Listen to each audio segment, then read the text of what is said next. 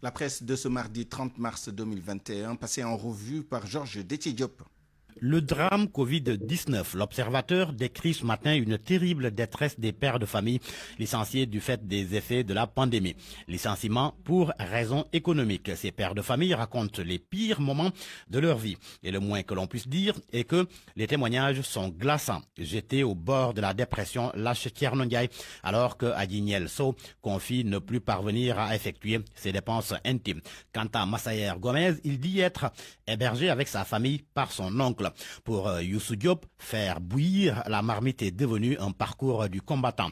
Un véritable drame social pour ces pères de famille qui, du jour au lendemain, se sont retrouvés sans emploi. L'emploi, justement, l'emploi des jeunes, l'éternel défi, affirme le journal Le Soleil, un large dossier sur la question dans le quotidien gouvernemental. Cela à la suite des récentes manifestations. Au Sénégal, 300 000 demandeurs d'emploi arrivent chaque année sur le marché du travail alors que l'offre ne dépasse guère 100 000. Un véritable défi à relever par le chef d'État qui a annoncé un programme d'urgence de 350 milliards de francs CFA pour l'emploi des jeunes sur la période 2021-2023. Ce n'est pas que le président Sall qui a fait face à la problématique de la création d'emplois. Le Témoin souligne que du président socialiste Abdou Diouf à ses successeurs libéraux, les politiques de création d'emplois ont été des échecs. Le journal parle même de naufrage collectif. L'actuel président, en tous les cas, pour ce qu'en sait Tribune, est assailli par une forte demande sociale. Le journal fait même état d'un maquis encerclé de tous les côtés.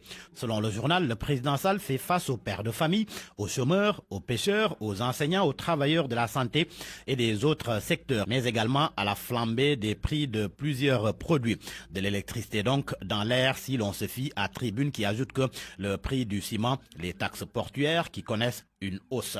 Tension sur le marché renchérit. L'Observateur qui confirme que les prix des denrées et des matériaux de construction flambent. Et face à cette situation, le ministère du Commerce rassure. Le directeur du Commerce intérieur affirme dans le journal qu'ils n'accepteront aucun écart par rapport à l'application des prix. En Gambie, les acteurs de la pêche ont achevé leur mission à Sanyang après les récents événements qui y sont survenus. Selon Source A, le voyage supervisé par le Comité national du dialogue social a permis aux missionnaires de se renseigner davantage sur le profil de nos compatriotes vivant dans ce pays frontalier. Source A révèle à ce propos que la mission a entre autres découvert que les enfants des pêcheurs sénégalais ne sont inscrits ni à l'état civil du Sénégal ni à celui de la Gambie. Ce sont des apatrides. Un coup d'œil dans le journal Le Quotidien. L'imam Oumar Diène réagit à la sortie de l'imam Ratib de la grande mosquée de Dakar.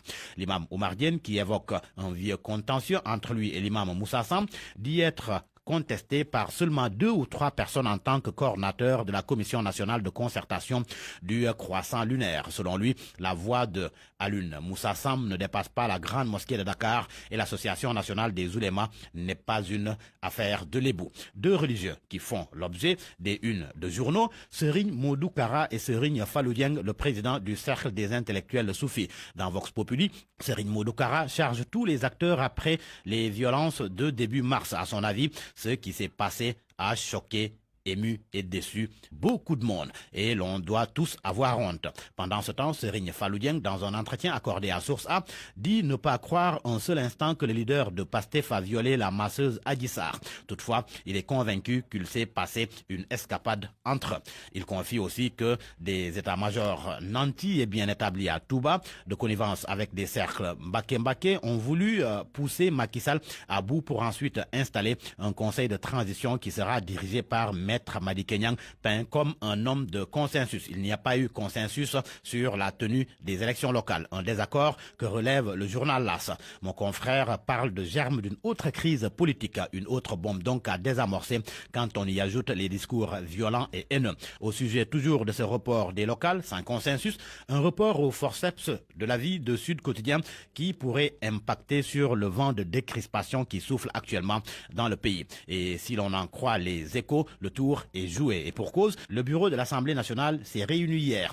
Et il ressort de la rencontre que les mandats des élus seront prorogés vendredi lors d'une plénière. Une autre mesure, le remplacement de Issa Sall. Cette curiosité qui fait la une de Libération. Guy Marius Sagna, l'homme aux 3 libertés provisoires. Tous les dossiers sont au niveau du doyen des juges. L'activiste, selon mon confrère, a été placé en garde à vue plus de 30 fois. Sport pour terminer. L'attraction cet après-midi, le match Sénégal-Eswatini. Match prévu à 16h au stade Lat Dior de Thiès.